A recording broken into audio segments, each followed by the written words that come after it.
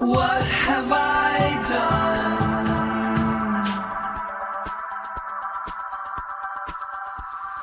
What have I become? I can't describe this. This is my mid-mic crisis.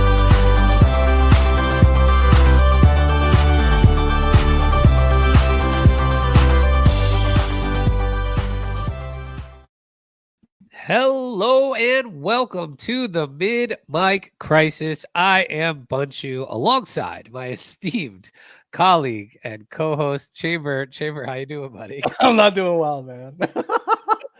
Our pre-show is stuck in my head, and It's gonna take all the energy in my body to not do it. Well, just live on stream, basically. I can't. You know, the pre-show. There's a couple minutes before the show in which the friendly banter is happening about, just what we're going to talk about today, just a couple minutes of catch up and all that stuff. And we often refer to them as the basement tapes. And if the basement tapes ever really got out in public, we would be in big trouble, I think. Huh? I don't know, or celebrate. I feel like we get like a maybe celebrated, actually. Light deal or something. Maybe. Yeah. Hey, Shane Gillis has one now. That's what I'm saying. Like, he did. Did you see like the Shane Gillis and what's his name? Who's the singer with all the tattoos there? Yeah, Post Malone. Posty. Yeah, they had the commercial where they're sitting out in the front on the driveway, and I think it's true that you can't actually drink the beer in a beer commercial. Isn't that what the whole commercial is about? Is that true? You can't drink beer in a beer commercial? I think that's what the whole premise of that commercial is. I think you're right though.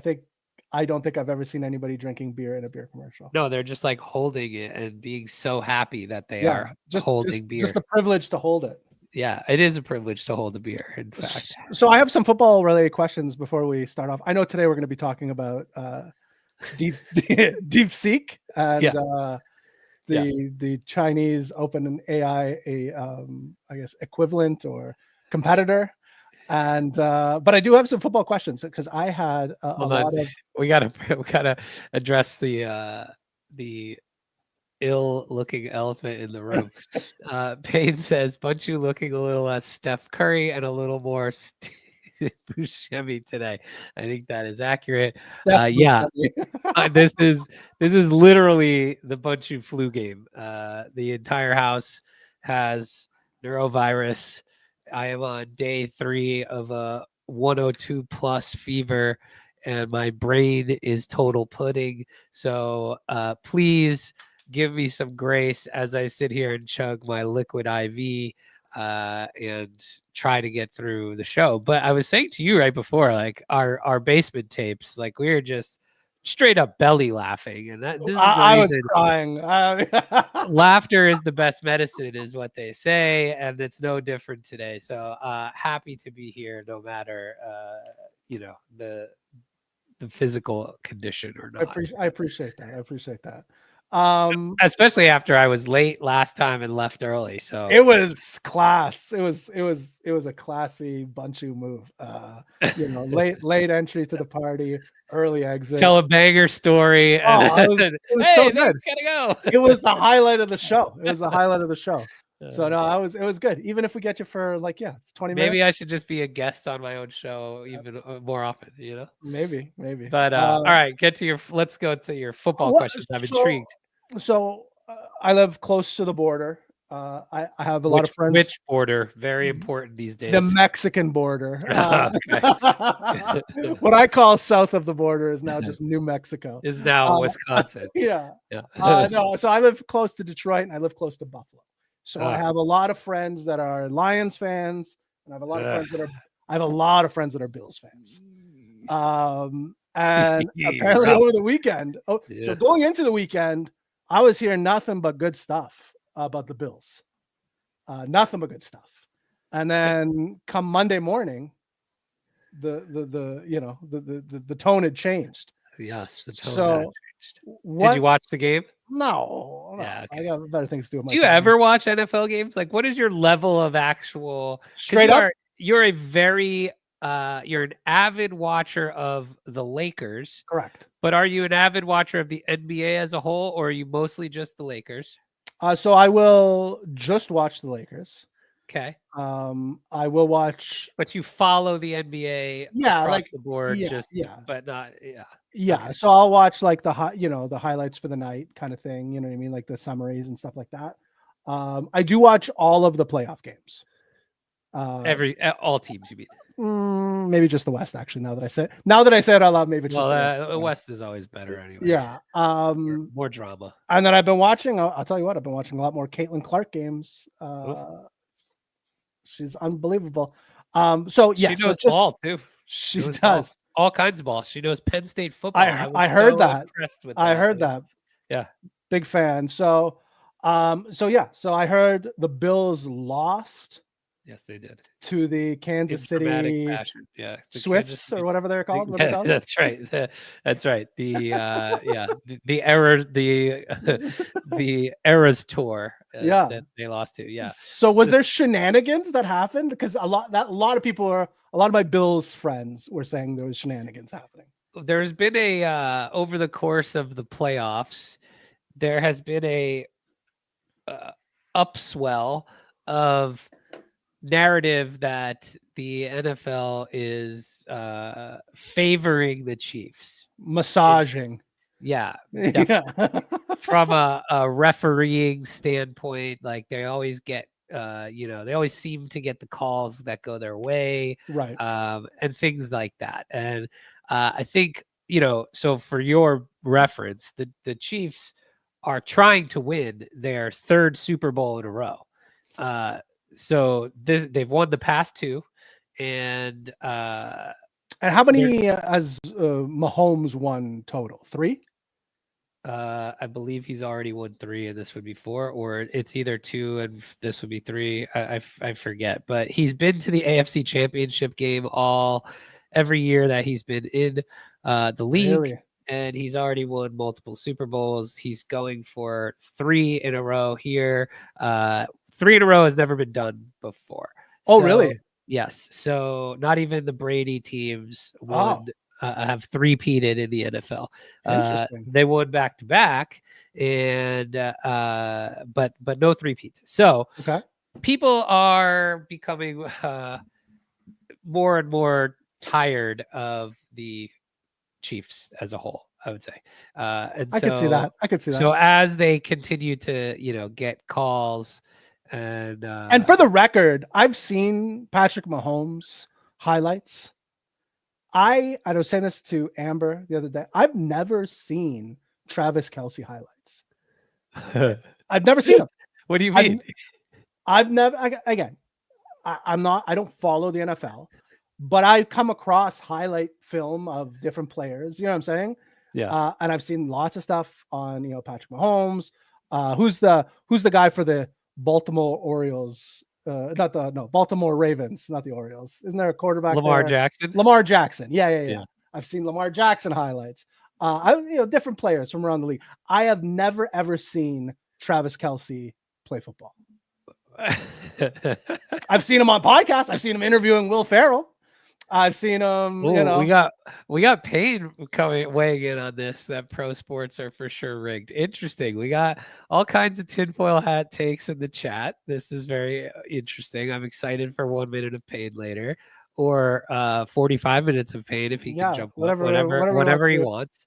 But so to make a long story short, the game was very closely contested, and there were a few plays that calls did not go the Bills' way that people are up in arms about. Particularly, there was one catch that a Chiefs player made in which the ball comes down and hits the ground in a way that could have potentially been called incomplete, but they called it a catch. That was number 1. And then the big one was a 4th down conversion that did not go the Bills' way. But Bills went for it on 4th and 1. for like the third time on that drive. They converted the first 2. They tried to get the other one, and it really kind of looks like they got it, and they challenged the play, but you can't see the ball when you challenge it. And so they did not overturn the ruling on the field was that he was short, so they could not overturn it, and that basically ended the game for the Bills. And they couldn't come back after that. So the NFL is rigged, Bills fans in disbelief, and it really felt, prior to this game, like could have been the Bills' year.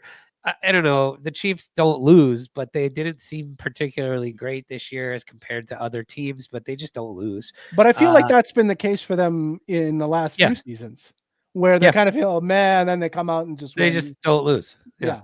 They just don't. Interesting.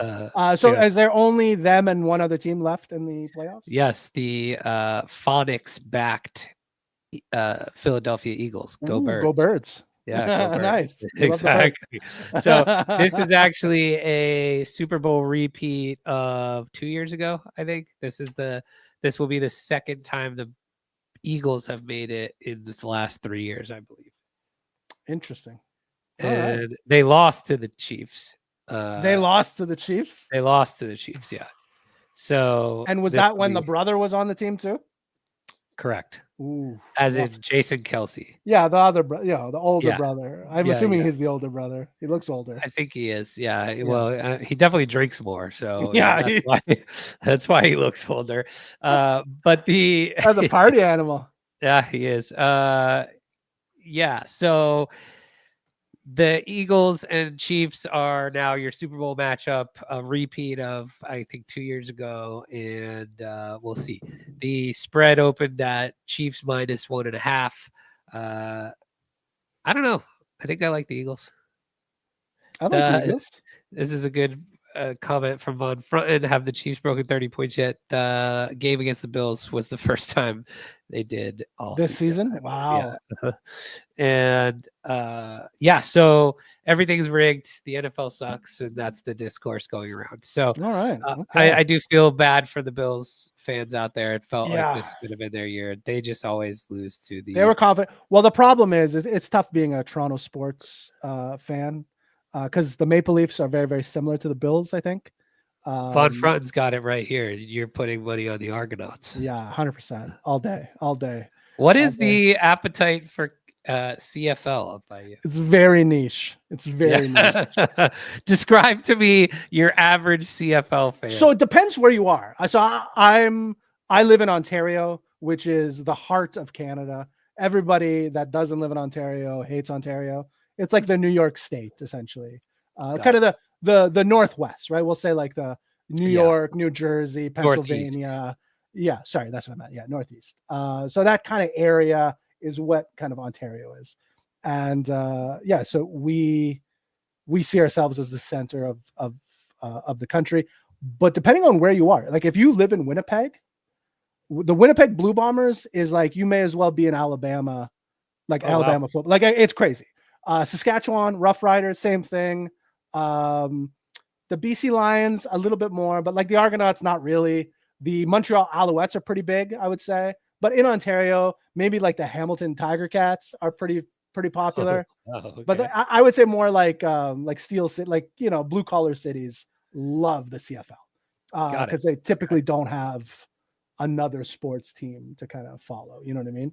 I see. But yeah, Winnipeg's some of the most fervent fans I've seen for CFL. I like this. Von Frunten says you're just making up sports teams now.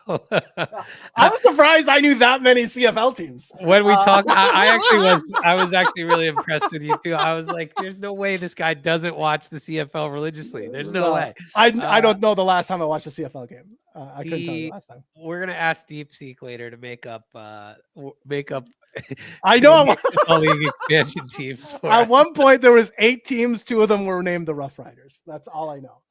That's not even the Calgary Canaries are going all the way, all the way to the Blue Cup. Yes, but so that is the TLDR on what is happening. Okay, all right. So it's hard. It's hard to be a Bills fan now. The Lions, totally different story.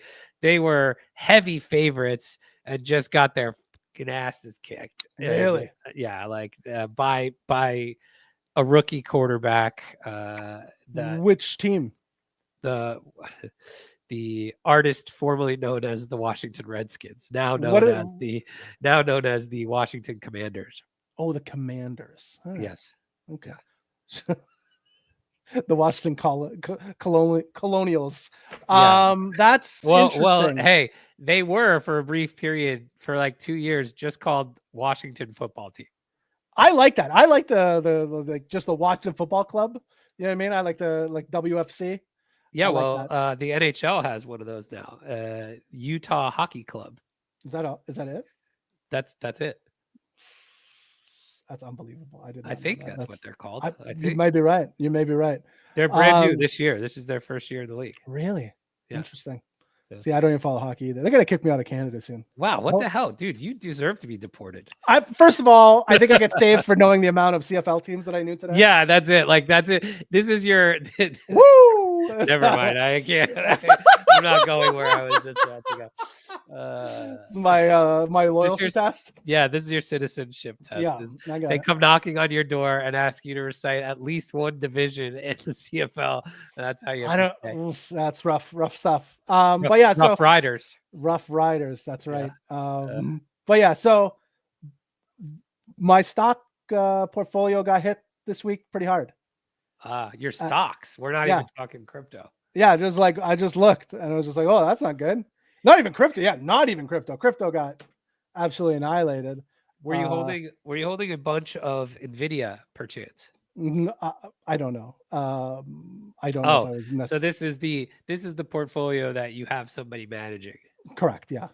So chances are they have Nvidia in your more than likely. Yeah, more than likely. Yeah. Especially they should if they watch this podcast or if they really they do. They religiously. Yeah. Yeah. We were talking the other day about Nvidia having like a 2-point-some trillion dollar market cap. Yeah. And they lost. Yeah. $400 billion in market cap overnight. Woo! From the Chinese. I didn't think the market did. I didn't think the market did like the real market, not the crypto market. I didn't think the real market had 12% down days. It doesn't. It's basically unheard of. That's insane. It's basically unheard of. So what happened? In my opinion, slight overreaction. So to clear up exactly what happened. So come Monday, I guess at some point last week or through the weekend, DeepSeek. I feel like DeepSeek was out already. It's been out for a while, correct? Okay, so DeepSeek, there's basically two versions of DeepSeek now. So a couple months ago, DeepSeek, which is a Chinese AI model company, released DeepSeek. Similar to OpenAI and Claude and Anthropic, stuff like that, right? Yes, in the sense that they're like a large language model, right? Correct. And I would say a little more closely related to like Meta, Llama model, because it's open source, right? So, which is kind of crazy from a Chinese company, I would think, right? I would agree. Like I wouldn't have thought it would have been open source. Yeah. So basically, what a couple months ago, I think back in October, I think it was, DeepSeek V3 was released, and it was, impressive, but like, to be honest, I didn't pay much attention to it at the time because it was, I don't know how to say this. It was like acting like it was ChatGPT, and the rumors going around were like that it was trained on ChatGPT outputs. And so I like kind of immediately just dismissed it because it just seemed like it wasn't a legitimate thing in my it's like when they take one of those shitty cars and they put like a Lamborghini shell over the top of it, you're like, this is still a shitty car. right exactly. And so like that was what happened in in October. And then fast forward to last week, they released DeepSeek R1. So you could use these models at deepseek.com as like their hosted version. Okay. Now, remember, these are Chinese models. So if you're using it on deepseek.com, you are agreeing to their terms of service, and their terms of service are pretty, I would say, privacy invasive. So do that at your own risk if you want to try this out. However, it is open source. So that means you can run this locally. You could run it through something like Hugging Face, which isn't going to take all of those permissions, right? So you might want to go use it places like that instead, or or run it locally, or use the API, right? That way you're not just kind of giving away all your data if that is not something you're comfortable with. But R1 is their basically reasoning model, and so this would be similar to a OpenAI O1 model, right? So the O1 model is the reasoning model. And so they launched this thing last week. They all the benchmarks were basically on par with models like O1 and Claude 3.5 Sonnet and all of this stuff.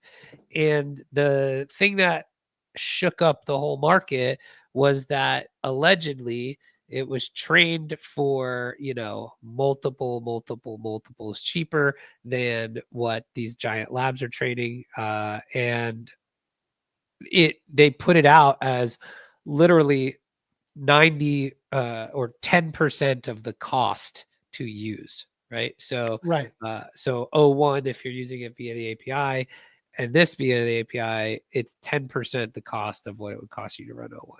So the wave that happened was essentially, model cost cheaper to train and cost cheaper to run. Well, we don't need all of these chips anymore. And then down goes Nvidia, down goes Nvidia, down goes Nvidia. Well, and not only that, it sounded like Nvidia was not allowing China to receive the newest chips too, right? Correct. So they're doing this on old technology, or is, yes. So I mean, the old saying, what is the old saying that necessity is the mother of invention or innovation or something, right? That sounds right. So basically they had to, because they didn't have the same chips and number of GPUs and all of that stuff,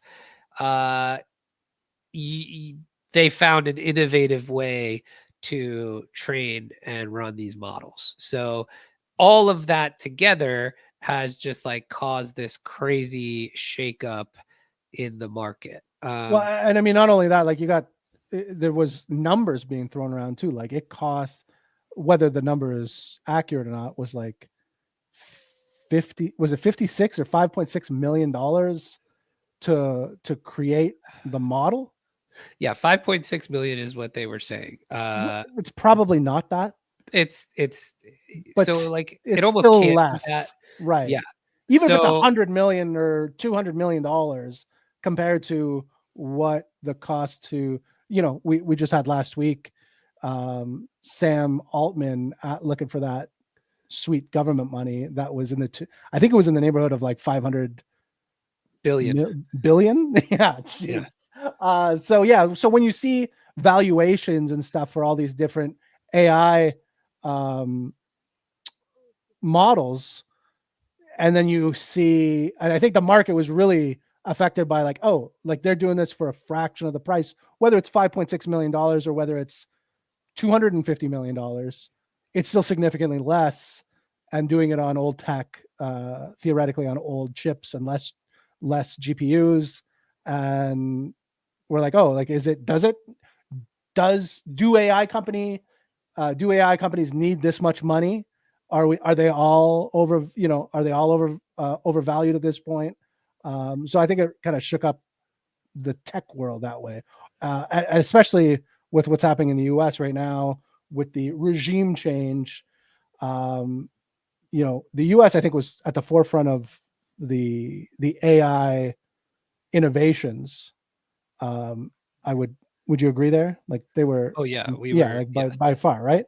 And then having this, it really kind of, it begs the question, like, is China going to come up out of nowhere and kind of take control or take the reins as far as leaders in this type of tech goes? Yes. I want to bring up some tweets here that I think are interesting. Let's bring up my screen here.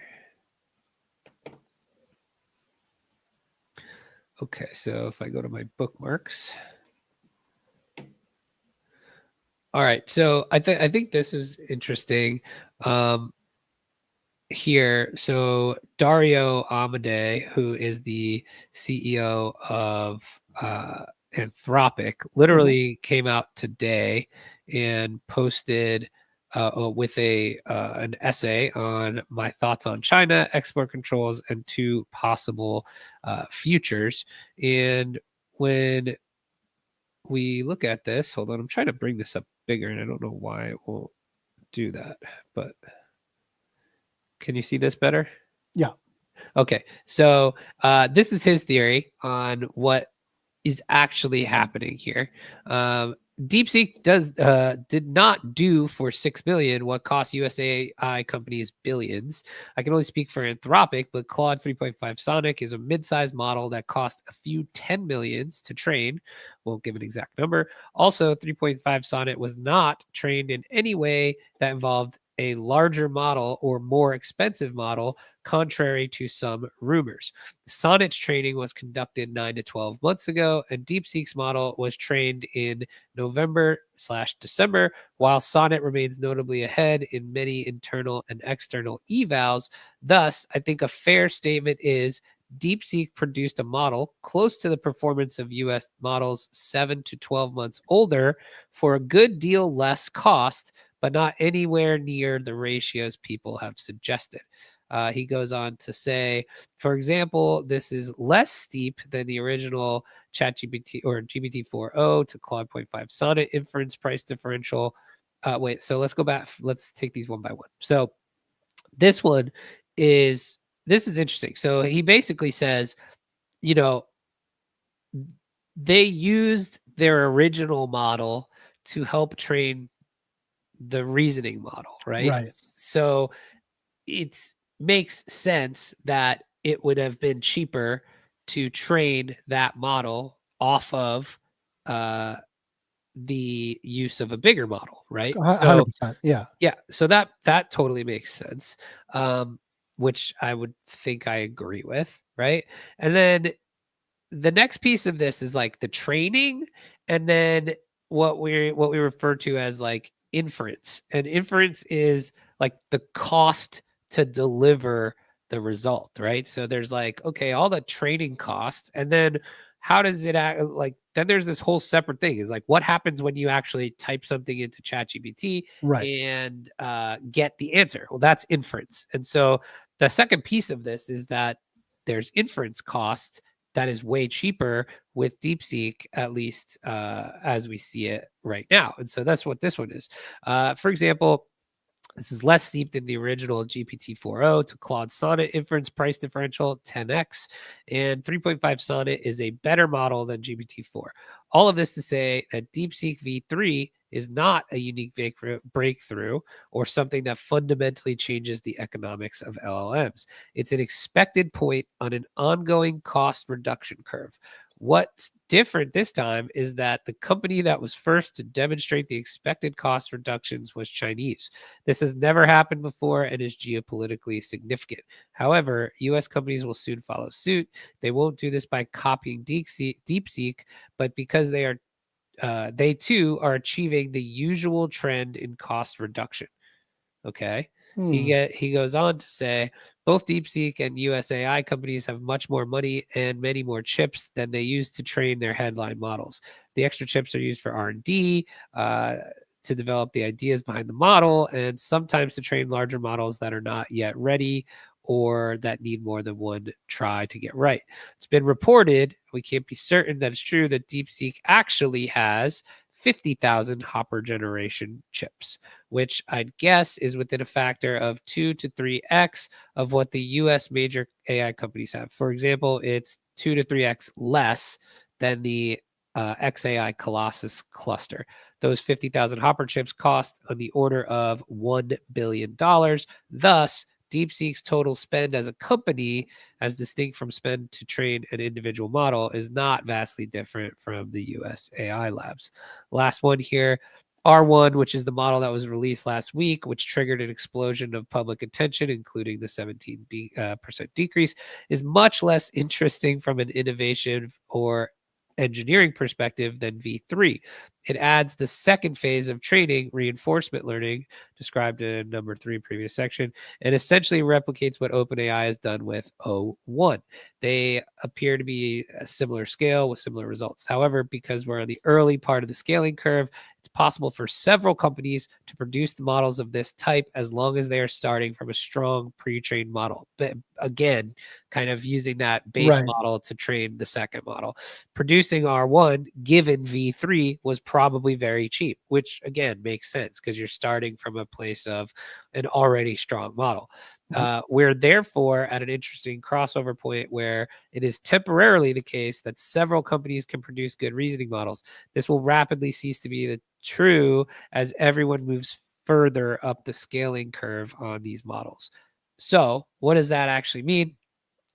Everybody is saying that the key to these bigger, better models is just scaling, right? And scaling in this terms means compute and energy and power and all of that stuff. Largely here, we're talking about compute. And so if the main idea is that over time, the companies that can scale the biggest with their compute will get the best models, you won't be able to replicate the results like this with less compute power, is essentially what he's saying there, which I guess makes sense. But right now you're at this crossover point where the model ability and what you can do from not, from the scaling capacity are at this like inflection point, but it's still going to start to go up this curve, which, is not going to be replicable over the long term, is what he's saying. Right. Interesting, right? So like there's this debate on like also like, is this a psyop or all of this kind of stuff, right? I tend to believe things like this written by somebody like the Anthropic CEO, who is generally not a hype guy, where Sam Altman kind of gets this rap of being a hype machine kind of guy. 100%. Hyperbolic. But Sam tweeted here yesterday, DeepSeek. Does hype come from hyperbolic, by the way? That might be I think it may. Hyperbolic. I think it must. I never put the two together, and I think that's the biggest discovery of the day. I always thought dogs laid eggs. I learned something today. I like it. Okay, cool. There you go. I mean, that's a big takeaway from today. I do find it interesting though. He said, kind of clear me up here, but it sounded like he was saying like that DeepSeek was making it more affordable. Is that accurate? Well, you mean to use? To use, yeah. In theory, yes. Well, it is. But do they have price? Do they have price tiers yet for DeepSeek? Yeah, it is 10 or it is 90% less to use than O1 officially. Like, like yes. Okay, yes. Okay. So what, I wasn't sure if it was like cost. Somebody said, I saw a tweet the other day that said they put 200,000 API requests through DeepSeek over the weekend, and their total cost was like 53 cents.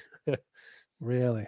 Yeah. And this is like, that's crazy, right? Like, so if you did that with O1, it would be $53,000. That's what I'm saying. So are they saying that like Anthropic and OpenAI are like gouging at those prices? Okay. No, I think it's no, I don't think so. I think it's more so that the way and cost they've trained, like it is no contest that DeepSeek R1 was trained for less money than these other models. But what he's saying is it's because it trained off of V3. And so that allows them, because it was that much less to train, because they trained it off of V3, then you can obviously put it out for less. Also, it's worth noting though that this 10% cost ratio of what O1 costs is actually like an introductory price. So the true price after this like introductory period is actually going to be more like a quarter. That's how they get you. Well, that's kind of, yeah. So it's like, but it's still way cheaper. It's going to be a quarter of the cost, but it's still not quite representative. But it's super interesting. I think the other thing that nobody, or like we haven't even talked about yet, is the fact that it's open source, right? That changes everything, really. Like, regardless of how much it costs to train, this is the first time we've gotten an open sourced reasoning model with these kind of benchmarks. So that changes the competitive landscape, period. And it's funny because like, but how is that different than like what Meta was doing? Because you said Meta's not a reasoning model.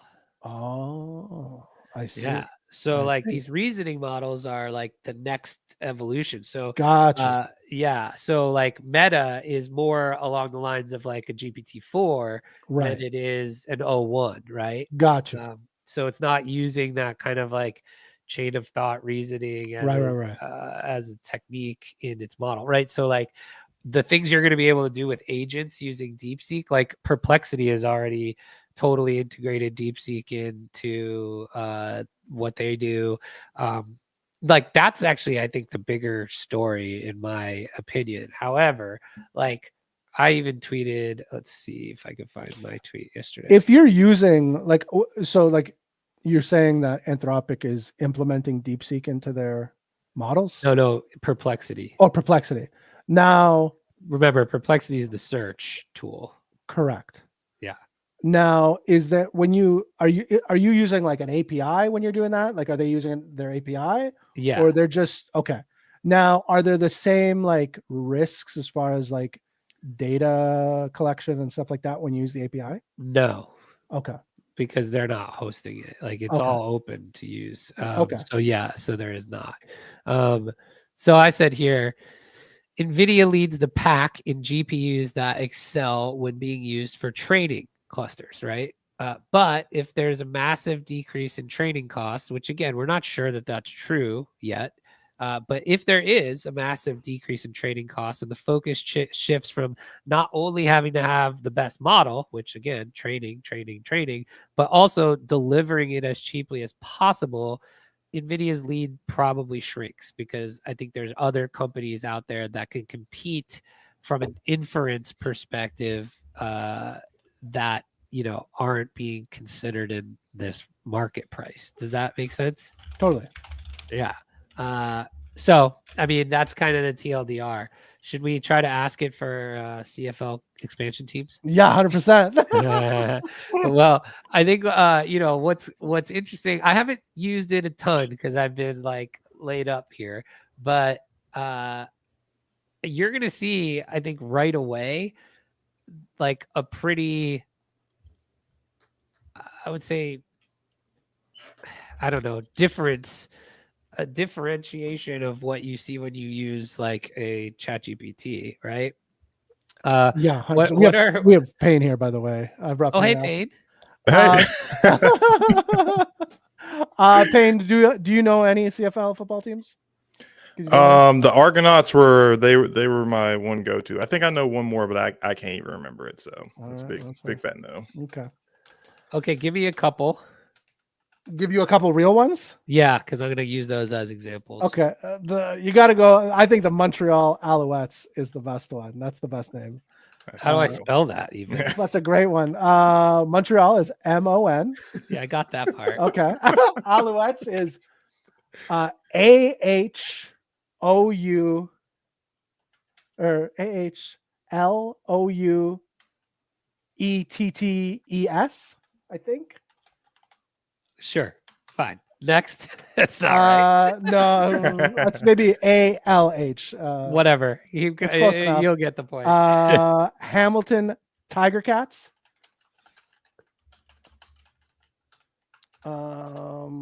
Winnipeg Blue Bombers. Okay, that's enough. Okay. He was close, just no H in Alouettes. Is there no H in Alouettes? Yep, no H. Oh, might be a phonetic thing. I thought there was an H.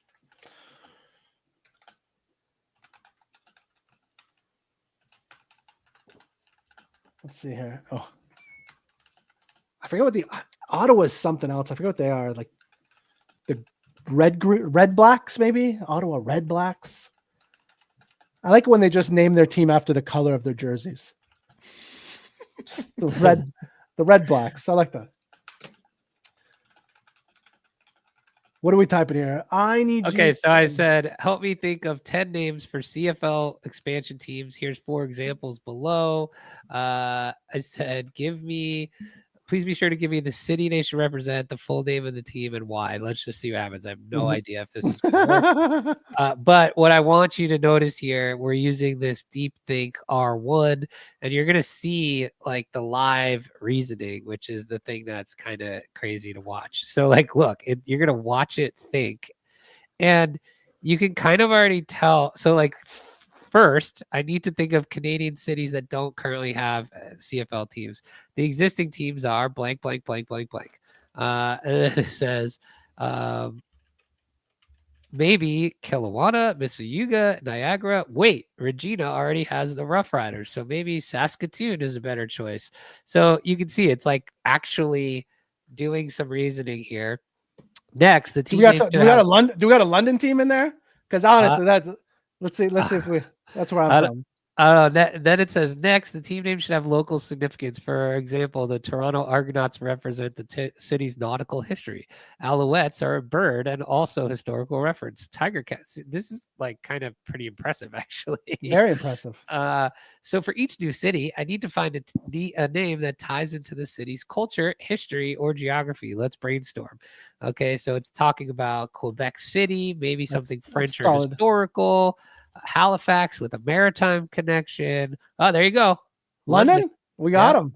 What is that? The Thames River runs through it. Yes, very. Maybe the London Monarchs, since it's named after London, UK, which has a monarchy. Oh, look at you. Good Victoria, Saskatoon, St. John's, Kelowna. Okay, and now it's going to say, wait, let me see if any of these names are already used.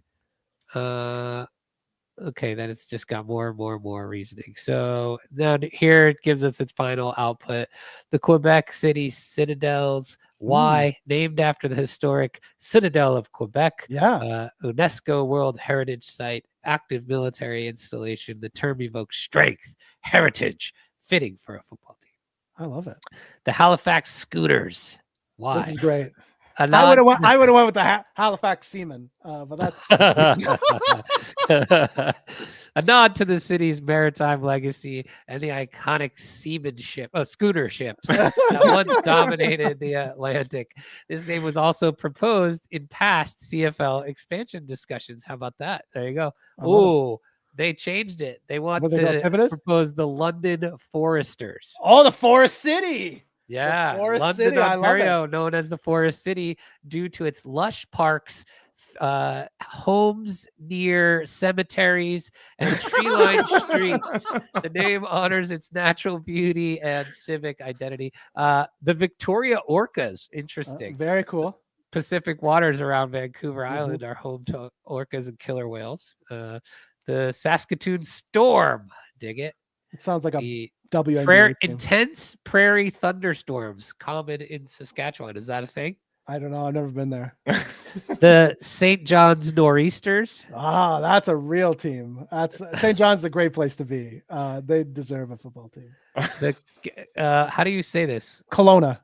The Kelowna Pioneers celebrates the agricultural roots of settlers. The Mississauga Steelheads.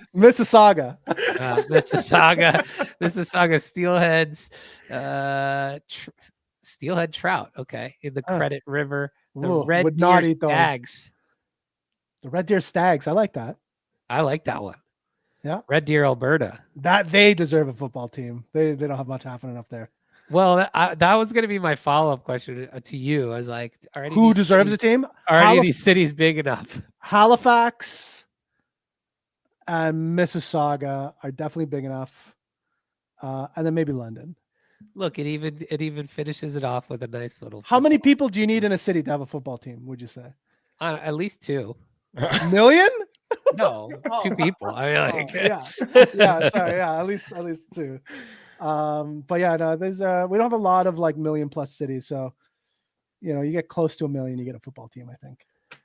Digital Alchemist says, anyone able to run the 671 billion parameter model locally? I actually haven't tried to run either of these, any of them locally yet. I'm going to try to run them next week or later this week when I'm not dying, but I will report back, Digital Alchemist. I did see some people able to run it locally on Twitter. They were using like the stack of those new Apple minis, like 4 of them, I think, or 3 of them. I saw, let me see if I can find this tweet really quickly. I think it was Mark Andreessen tweeted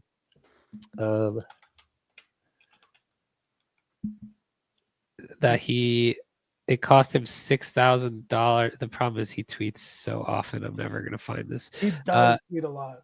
Yeah, it's so crazy. And it's like half of this is just pictures. Like random shit. Just thirst traps. Yeah.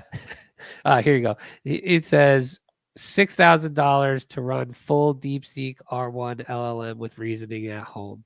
So hold on. Let's bring this up. Sounds good, right? Oh yeah, that would be very good. Let's see. I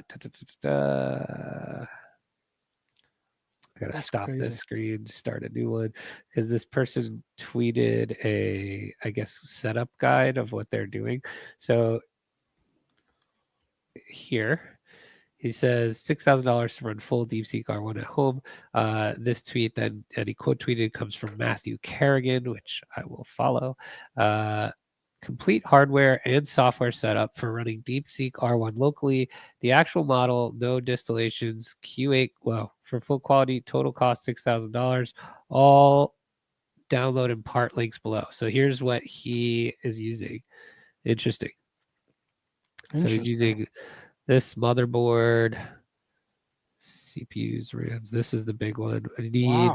He says he needs 678 gigs to fit the full model across 24 RAM channels to get the bandwidth to run it fast enough. That means 24, 32 gig DR example kits. Okay, interesting. I certainly don't have a setup like that to run these. So that I wonder if I can run. I can't run on my laptop, is what you're telling me? No, you can't. However, you can run them via like Hugging Face and stuff, which is, way better. Digital Alchemist says, wow. He said one guy had a data center in his garage running it on RAM CPUs. Yeah. I mean, the crazy thing is though, like, it's possible, and it's really not that expensive. Like, to be able to run something like this locally has a lot of implications, and it's only going to, get better. And they're going to get eventually the smaller models will get more capable over time, right? So, like, getting a setup like this, and you'll be able to run tons of stuff locally that is just like really unlocks a ton of stuff. Imagine being able to run this at home without the internet. Right, like without the need for it, you could have your own home agents doing shit. It's kind of crazy. By the way, did you see this viral video going around about these dudes abusing the robot? No. These guys are gonna get fucking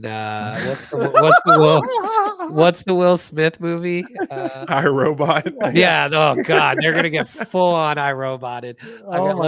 Now I have to see if I can. I've been down, so I've been on TikTok. There's now pardon this search term. I have no idea what to search. I'm just gonna search robot abuse.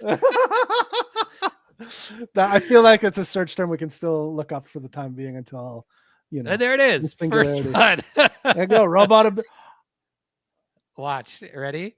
Okay. So Here's the whole. Oh,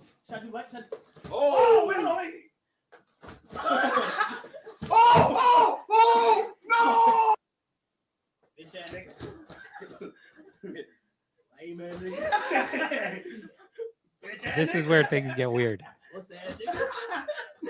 Nigga, you a fucking robot, nigga. Oh, shit. Oh, shit. Is he pissed? Is the robot pissed? Yeah.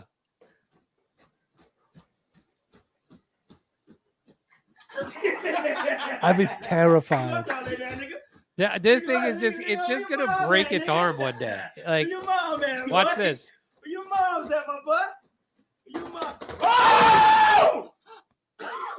Is that Kai Senate or whatever his name is? I was wondering if that was Kai. Is that how you say his name? I always see. Bro, this is 70,000, bro. They broke their $70,000 robot because He's a Mr. Beast guy, right?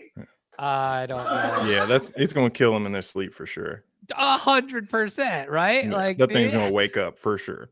These guys are Shouldn't have fucked with me, bro. Oh my God. All I can think about is like that thing just walking up to that dude and snapping his arm in half. Did you see it walk? Like that walk when it walked up to him, like I would have shit my pants. Yeah. I would've absolutely been dead. Look, I am fully on the side of let's respect our robot overlords. 100%. They're going to iRobot us. Yeah, no, that is absolutely terrifying. And that's a 70. I guess, like I said, they might be affiliated with Mr. Beast. Those guys, I think. Hey, is Kai affiliated with Mr. Beast? Honestly, I'm not completely sure. One of my friends is a big because fan, but you need that Mr. Beast money to get one of those robots. Is what I'm saying. Yeah, well, I feel like these are just $70,000. These are just regular YouTubers. Yeah, right. well, Kai, he's got big money. Kai's huge. Yeah. That's what I'm saying. Yeah. Like, Kai's that's a big account. So he has that that Mr. Beast level of fun. I mean, yeah. imagine if he didn't buy it and the company just sent it to him because he's a massive influencer. It was like, hey Kai, thought you might like to check out our new robot. Please don't abuse it. Right? Like, don't be a dick about it. It would be really great if you could use it on stream. Shit. Please don't bully it. It may kill you. Like, it just seems absolutely crazy. I'm trying to find it here. I got into this AI account on TikTok that does it's historical vlogging. Have you seen this? No. So it's like YouTubers. It sounds incredible. I think I know what it is. It's like, so imagine there was a YouTuber in medieval times. Fucking medieval times. Oh, show me. Please. Unbelievable. I sent it. Sorry, I just gotta find. I think I sent it to the Mid-Mic Crisis account. But so like you'll see like 8th century Spain. You'll see the Roman Colosseum. Here we go. Let me share my screen here. There's probably so many cool creative ideas. This is the first. I had never seen this one before. I thought it was so cool. Here we go. I got it here. Let me just share my screen. There we are. Share. Can you pop that up for me? Yep. Thanks. Oops. Ooh. Sorry. So this is 7 AD. Can you see this okay? Yeah. This is fun.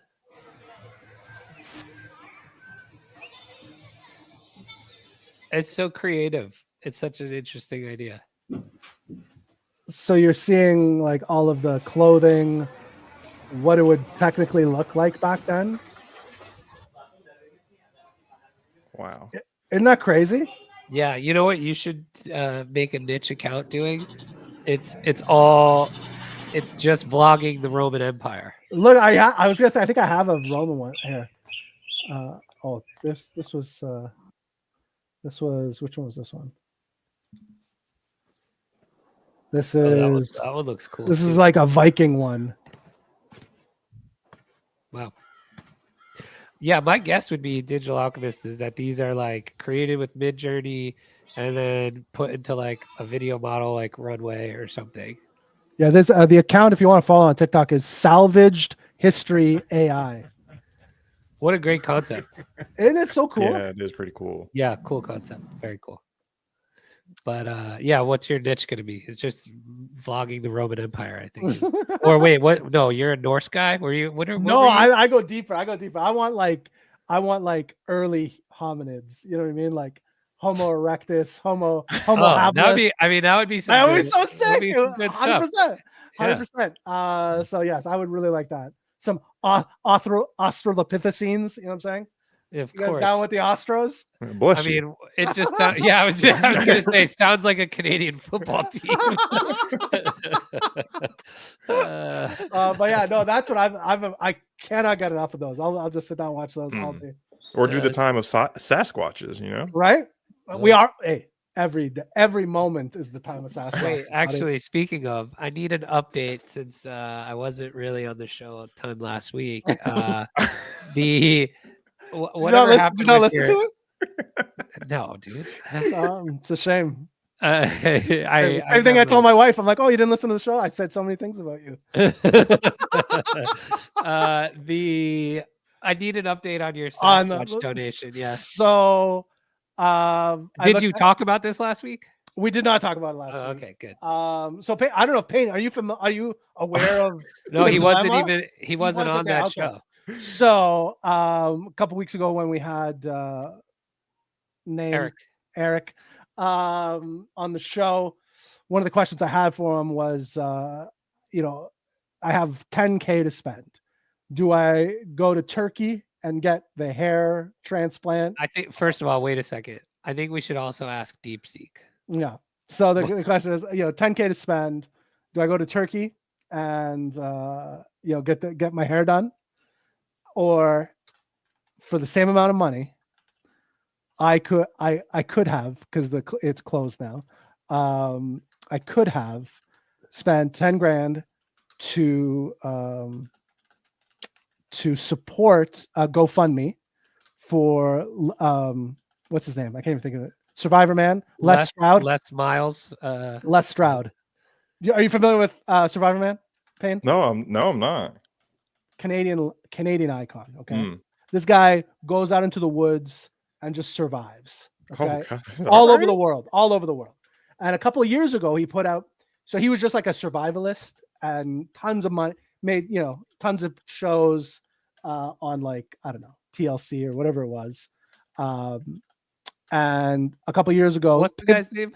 Les Stroud. LESSTROUD. Yeah. And so a couple of years ago, he started pivoting into, he would do a couple like Bigfoot shows because he had been in the woods so many times in different parts of North America. He had heard some like weird stuff and did not compute with what he knew about, the local animals and the local sounds he was used to. So he started investigating a little bit. So he's putting out he's getting funding for a new Bigfoot documentary. And if I spend 10K on this GoFundMe, I get to go out with him on a personal Bigfoot expedition for 3 days in Canada. I was very close to pulling the trigger. I mean, how could you not? I don't know how I could. So by the time I was him and Han, unfortunately, it was closed down and I couldn't participate. There's only a few slots. I don't know if it was closed because the timing was up or people saw the value. I think the value was there for a lot of people. Likely. What do you call the turkey hair surgery? Oh, I don't know. Like a hair transplant. A hair transplant. Is it a hair transplant or in Turkey? Okay, so let's bring my my DeepSeek back on stage. We'll finish the show off with this question and just really dive into the DeepSeek reasoning capabilities here. So we've got DeepSeek. I have $10,000 to spend. My options are the following. 1, do I go to Turkey and get a hair regeneration surgery? Or 2, do I spend the $10K to support Les Stroud's GoFundMe for Bigfoot research? 2 items for context.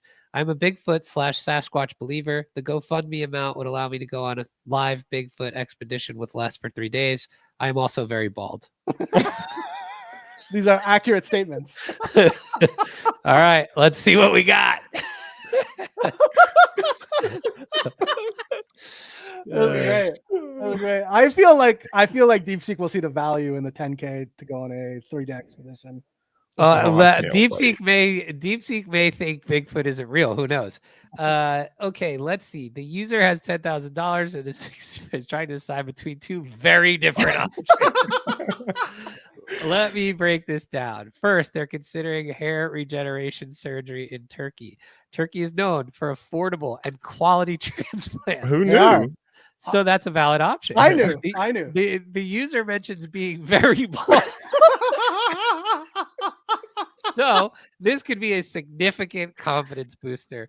The long-term benefit. That being said, my confidence has always been at an all-time high. Yeah, but DeepSeek with or without hair. Yeah, the long-term benefits of feeling better about their self-appearance may be worth it, but there are risks involved. Like any surgery, possible complications, recovery time, and the cost. And the cost isn't just the procedure. They need to factor in travel and aftercare. Also, results aren't guaranteed. They might end up spending more if something goes wrong. On the other hand, they're a Bigfoot believer, and donating $10K to Les Stroud's GoFundMe would let them join a 3-day expedition. That's a unique experience, especially with someone like Les, who's well known for in survival and exploration circles. The emotional value here is huge. Living out a passion, maybe even contributing to a potential discovery. But the downside is the uncertainty. Even if they go, the chance of actually finding Bigfoot is slim. It's more about the personal experience and supporting a cause they believe in. Plus, once the money is spent, it's gone with no tangible return except the memories. The user's personal values are key here. If they prioritize self-improvement and confidence, the hair surgery makes sense. If the adventure and passion for cryptozoology are more important than the expedition, they might also consider the middle ground. I should also think about the long-term satisfaction. I have a feeling it's going to go hair transplant. It might go hair. Another angle, opportunity cost. What could the 10K do for them? Since they've narrowed it down for these 2 options, basically they're calling you an idiot for even thinking about these 2 ways. These are the 2 options this guy came up with. Okay, the decision. Okay, is it going to give me an actual answer? No, it's just going to give me pros and cons. Okay, option 2. Questions to ask. Les Stroud is also very bald. Interesting. Yeah, I don't know if that plays a factor. Key questions to ask yourself: which need feels more urgent? What aligns with your long-term goals? And can you compromise? Example: use 5K for a smaller hair and 5K for partial donation. No, I don't get 1 day. Choose surgery if baldness significantly affects your self-esteem or quality of life. Prioritizing your well-being is valid and impactful use of funds. Choose the expedition if Bigfoot research is a core passion and this opportunity feels irreplaceable. Could you ask it which it would choose? Would that change? Yeah, let's see.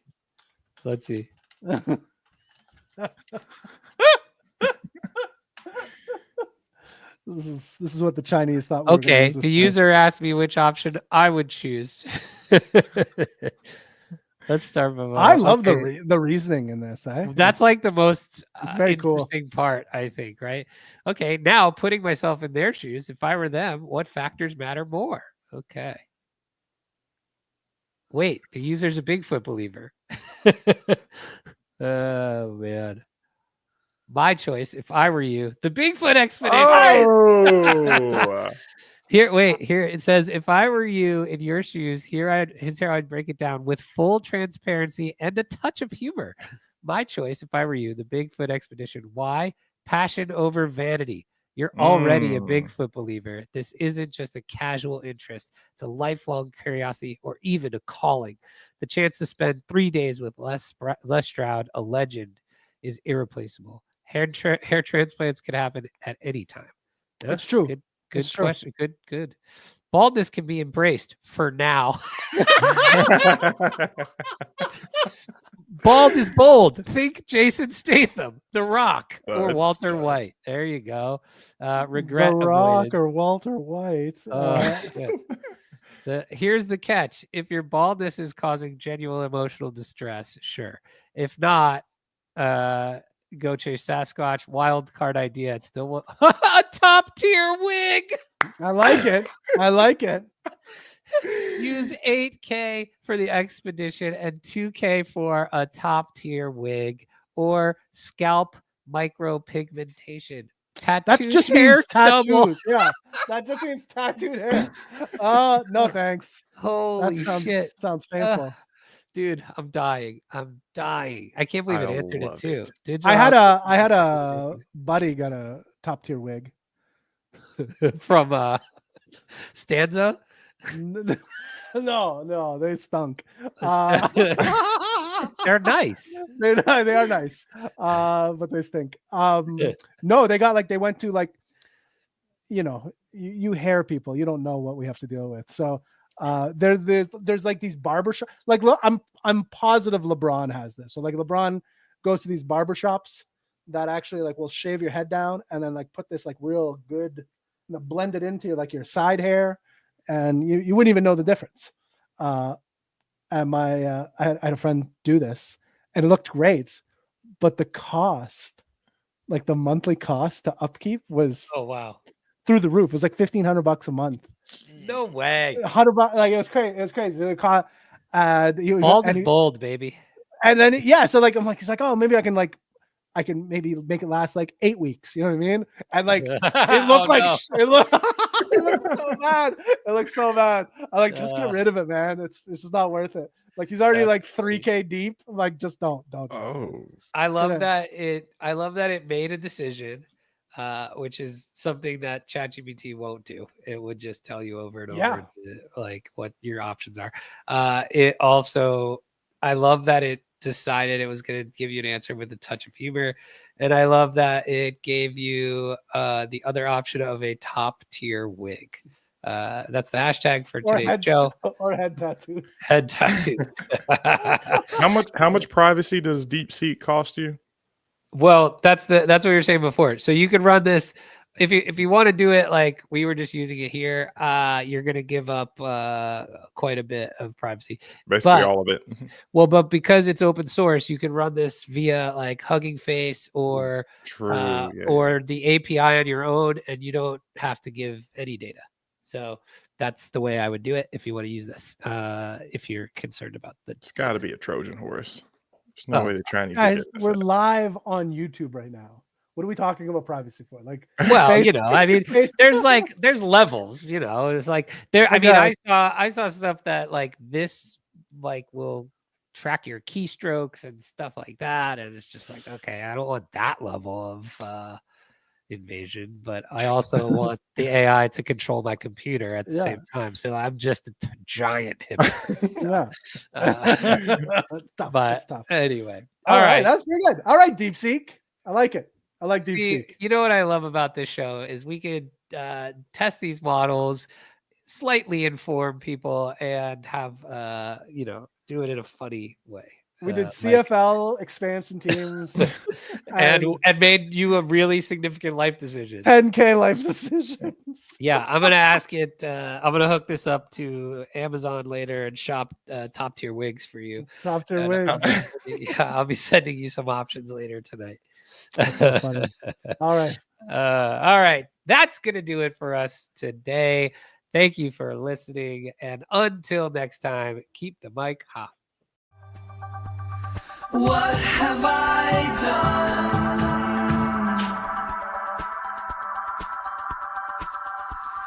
done? What have I become? I can't describe this.